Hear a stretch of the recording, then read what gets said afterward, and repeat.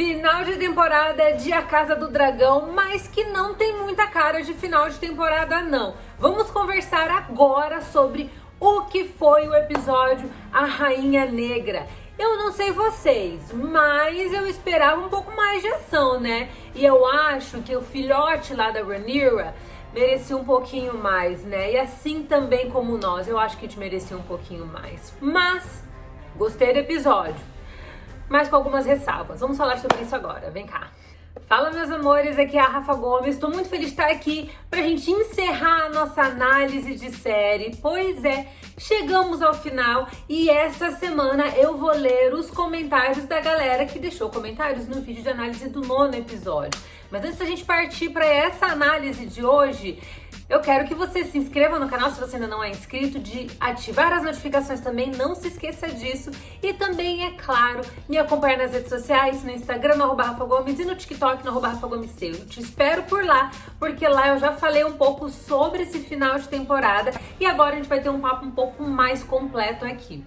Pois bem, a vida da Rhaenyra, a gente não tá nada fácil, porque assim, ou mulher que tá sofrendo, né? Ela tava ali grávida do seu mais novo filhote, do seu 6º filho, só que quando ela descobriu que a Alicent e o Aegon tinham dado o golpe lá em Porto Real, isso meio que acabou fazendo um revertério no organismo dela.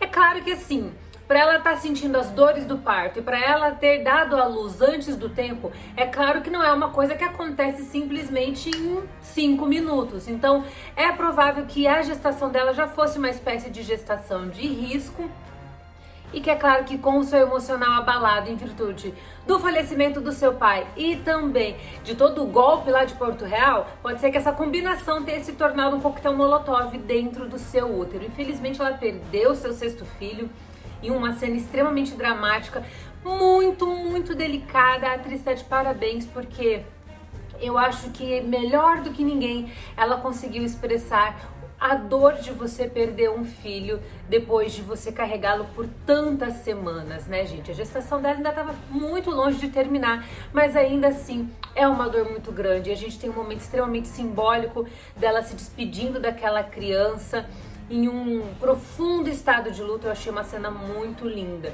E que eu achei que também que seria uma cena que a partir dali ditaria o ritmo desse episódio. Porque a gente começou com um episódio extremamente intenso, né? Uma carga dramática muito profunda, muito emotiva. Então a minha expectativa era de que a gente seguisse nessa direção até o final do capítulo, com os ânimos ficando cada vez mais aflorados. O Daemon, é claro que ele tá doido pra entrar numa guerra, né, gente? Porque querendo ou não, desde que ele venceu aquela batalha lá no início da temporada, ele tem se sentido muito preterido. Ele casou com a Rhaenyra, virou, é claro, príncipe consorte por ela ser princesa e agora também rainha, mas por enquanto rainha de coisa nenhuma, né? Porque ela não tá no trono de ferro. Mas ainda assim, o Daemon, ele sempre fica um pouco na retaguarda, né? Desde que ele se uniu a Rhaenyra, é claro que ele se fortaleceu, mas ele continua não tendo o destaque que ele gostaria de ter em se tratando de trama, né? Então, é claro que o Matt Smith tá no auge ali da sua carreira, né? Depois de ter sido Doctor em Doctor Who, mas o seu personagem aqui ainda tá naquele contexto em que ele gostaria de estar sendo mais, estar fazendo mais, e é claro que esse era o estopim que ele precisava para iniciar uma guerra. Então ele já começa a mexer os pauzinhos, enquanto a Rhaenyra pede para segurar todos os esforços enquanto ela não tomar uma decisão. Ou seja, ninguém vai dar um peteleco na orelha de ninguém enquanto a Rhaenyra não der a ordem. E é claro que com ela passando por todo aquele processo, que foi um processo extremamente solitário, embora ela tivesse todas as suas amas à sua disposição, foi um momento extremamente dela e muito difícil para ela viver. É claro que não tinha como ela pensar em guerra, em trono lá em Porto Real, enquanto ela estava ali ensanguentada, vivendo o pior momento da sua vida. Mas se você achava que esse seria o pior momento da sua vida, ele foi até aquele momento, porque a coisa vai piorar. E ao longo desse episódio, a gente tem um capítulo que é bem mais estratégico, que novamente as peças desse tabuleiro de xadrez começam a se movimentar e nós temos um princípio de dança dos dragões. Mas eu acho que esse capítulo deixou muito a desejar. Eu amei o episódio. porque eu acho que é uma construção sadia de tudo aquilo que a gente viu dos episódios anteriores, mas ele não corresponde às nossas expectativas. Por quê? Porque Miguel Sapochnik entregou demais no começo e no meio da série. O próprio final do 9º episódio, com aquela esbaforada do dragão da Rhaenys, já é um prelúdio de que a gente estava diante de uma iminente guerra. Aquilo lá foi um alerta dela dizendo: tô viva, não vou matar vocês, mas essa confusão ainda não acaba por aqui não. Então aquilo foi um wake-up call, foi um alerta, não apenas para Alicent, como para todo mundo em Porto Real, como também foi a deixa dela para ir atrás da Rhaenyra e contar tudo que tá acontecendo, que é exatamente o que ela faz no início desse capítulo. Mas e aí, o que adianta você gerar toda essa expectativa com um final tão bombástico daquele, pra nesse último episódio, que é o grande finale da temporada, a gente tem um capítulo que basicamente não acontece nada. Nós temos aquele início tão forte com a Rhaenyra ali sendo moldada, porque a gente sabe que a perda de um filho forja uma mulher, principalmente numa situação como a dela. Então a gente vê o caráter dessa rainha negra sendo forjado ali. E a gente vê toda essa construção, ela começando a ter os próximos passos, sempre mantendo todas as reflexões e todos os conselhos do Viserys, que foi o seu pai, que foi um rei muito correto, muito gentil e muito pacífico.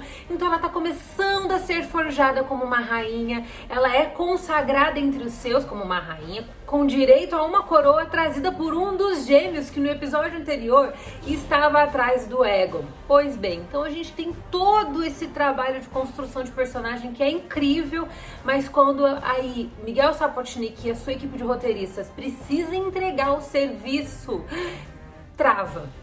E é isso que me deixou chateada, porque é um episódio muito bom, mas se ele fosse um episódio pré-final de temporada, tudo bem, mas eu acho que como final de temporada, ele deixou um pouco a desejar. Até porque, gente, vamos lembrar que nós somos a audiência de Game of Thrones. Se você está assistindo a Casa do Dragão, é bem provável que você tenha vindo de Game of Thrones. E se você veio de Game of Thrones, você se lembra muito bem do final da primeira temporada, não é?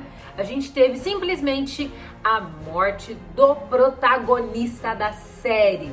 Então a gente teve aquele final de temporada bombástico, o episódio final em específico, ele é realmente todos os personagens tentando orbitar em torno dessa fatídica e inesperada decisão da equipe de criação de Game of Thrones. Então nós viemos com aquela imagem, com aquela percepção de final de primeira temporada para uma temporada que se encerra de forma muito serena. A gente tem aqui realmente o sacrifício de mais um dos babies da Rhaenyra. Ela não teve um dia de paz nesse episódio, não teve um segundo de paz, gente, nesse episódio. Mas eu acho que até o sacrifício desse personagem, eu não que ele não foi bom o bastante. É claro que ele é o estopim que ela precisava para atacar o botão do fogo, deixar os ensinamentos do seu pai numa gaveta e, é claro, adotar a política do Daemon. Mas mesmo assim, eu acho que é muito pouco diante de tudo aquilo que a gente poderia ter vivido nesse capítulo. Até porque nós vemos de episódios muito intensos, de confrontos e embates extremamente poderosos. E eu acho que é claro que isso gerou uma expectativa muito grande em todos nós. É um episódio bom, não é um excelente final de temporada, mas nem por isso também tira o brilho da série, porque essa é uma temporada muito sólida, uma temporada excelente, excepcional, embora tenha esse final de temporada que faltou um pouquinho de temperinho. Ainda assim, tem outra coisa que eu quero falar antes da gente partir para a leitura dos comentários, é sobre o Daemon. Sempre achei complicado o relacionamento deles dois, obviamente, porque a gente tem ali uma situação de incesto, mas a galera que tava aí passando um pano nas redes sociais, falando que, ai, que casal bonito, que não sei o que amor e lá, viu que o Daemon no final do dia só luta por si mesmo, porque aquela carcada no pescoço da Rhaenyra, isso aí não é coisa que um homem decente faz não, viu? Em um momento, em um tempo em que a gente fala tanto de situações, vocês sabem o que eu quero dizer? Então, aquilo lá é absolutamente inaceitável. Cadê a galerinha aí que achava que o Daemon era o rei da cocada preta, agora batendo palma e aplaudindo esse boy que deu, ó, uma carcada no pescoço da sua própria esposa. Pois é, gente. E esse foi o nosso final de temporada da primeira temporada de A Casa do Dragão.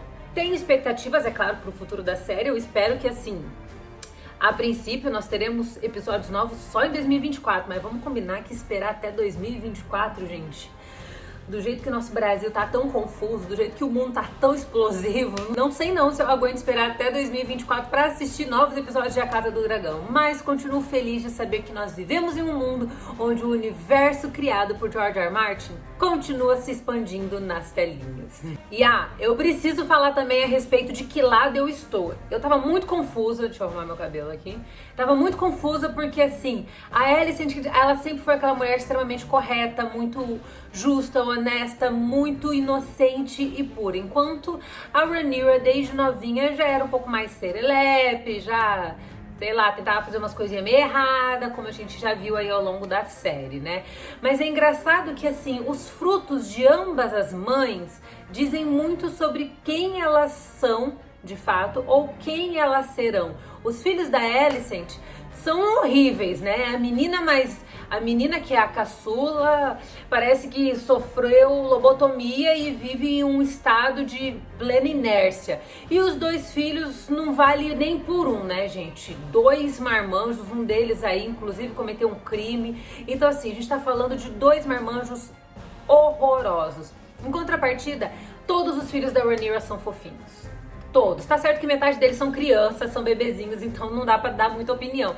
Mas os seus 2 filhos mais velhos, o Luke e o Jace, são meninos corretos, são meninos justos, são meninos bondosos. E isso diz muito também a respeito do caráter da Rhaenyra. Então é engraçado porque eu sempre ficava meio ali, ó, em cima do muro em relação às duas. Em alguns momentos eu estava do lado da Rhaenyra, depois que ela casou com o Daemon eu fiquei com muito pé atrás. Tá certo que naquela época isso era muito comum, mas não deixa de ser bizarro ela casar com o próprio tio dela, né, gente? Fazer essa confusão aí de genética. E eu sempre ficava assim, será que eu tô do lado da Alicent? Será que eu tô do lado da Rhaenyra? Mas depois de tudo que a gente já viu, gente, principalmente depois do último episódio, não tô mais do lado da Alicent, não. Eu tô aqui do lado da Rainha Negra, aqui, ó, é Team Black, hashtag Team Black. E eu quero saber de você também, de que lado você está? Você é hashtag Team Green, time verde ou hashtag Team Black? Hashtag time preto. Conta aí pra mim aqui nos comentários. E agora tá na hora da gente ir pra leitura dos comentários da semana passada. Vem! Agora que eu percebi que eu tô usando a mesma roupa que eu usei pra gravar a análise do episódio passado. Fazer o quê, né?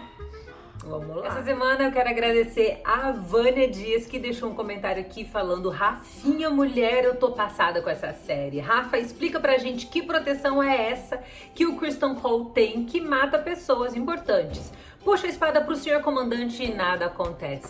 Pois é, eu acho que lá no início, quando o Criston Cole se aliou a Alicent, pouco antes dele tirar a sua própria vida, né? Porque ele sentiu que ele desonrou o seu chamado quando ele acabou se relacionando amorosamente com a Rhaenyra. E eu acho que naquele instante em que a Alicent acabou resgatando ele, eles criaram um relacionamento de fidelidade e de confiança tão grande que ele se tornou o protetor dela e isso deu a ele também o direito de defendê-la em qualquer circunstância. Então eu acho que é por isso que ele acaba tendo uma certa carta branca para agir a partir dos seus próprios instintos. Ó, o Bruno Gomes deixou um comentário aqui dizendo: acabei de ver A Casa do Dragão, PQP, o golpe foi armado, mano, que episódio foda, o próximo vai ser épico. Quero saber de você agora também, Bruno. O que você achou desse episódio? Correspondeu às suas expectativas? Conta aqui nos comentários. E o Júnior Masson falou o seguinte: maravilhoso, fiquei na ponta da cadeira esta noite. Pois é, o episódio 9 foi realmente sensacional. O universo de Game of Thrones tem essa habilidade de virar a mesa, virar o jogo nos 45 do segundo tempo. Eu confesso que isso é uma das coisas que eu mais amo na série. É o fato da gente nunca estar tão seguro assim. As coisas sempre podem mudar num piscar de olhos. E o Rafael Gomes da Silva ainda falou, essa semana só tô vivendo pra domingo. Eu também tava desse jeito. Então eu quero saber de você também, Rafa. O que você achou desse episódio? Também corresponde às suas expectativas? Conta aqui. E se você ainda não comentou na análise de série, comente aqui, porque essa semana começaremos uma nova análise de série também. Dessa vez, da segunda temporada de White Lotus. Conta tudo aqui pra mim que vocês acharam do final dessa temporada de A Casa do Dragão e a gente se vê na próxima. Um beijo, tchau!